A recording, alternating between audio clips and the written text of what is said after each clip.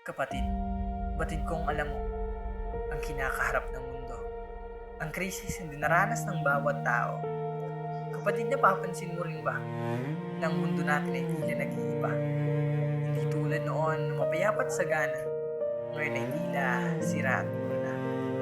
Siguro naman napapansin mo na ang unti-unting pagbaba ng ekonomiya.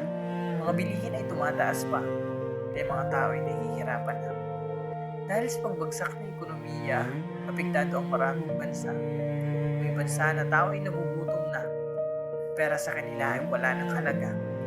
Kapatid, naaalala mo pa ba ang dinanas natin sa nagdaang pandemya?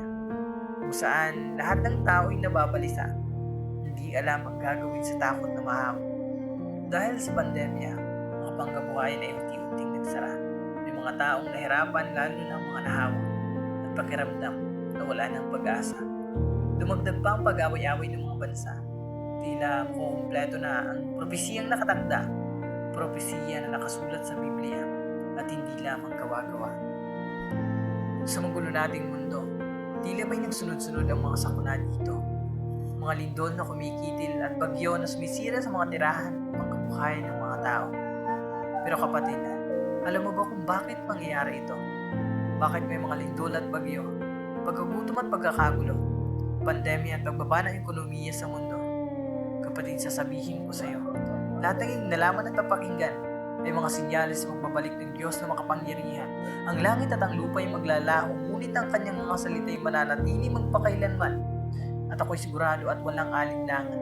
Ang pagparito niya hindi na matatagalan, kaya ang iyong puso't isipan ay handa. Ang iyong boses ay gamitin sa pagpuri lamang sa Kanya at sa iyong bibig ay lumabas. Kaya kapatid, ano pa ang hinihintay mo? Magdiwang at isigaw ang pangalan ni Jesucristo. Di ba dapat ito ikatawa mo na muli ay makakapiling natin ang Diyos na buhay at totoo at sa Kanya lamang tayo nakasisiguranis.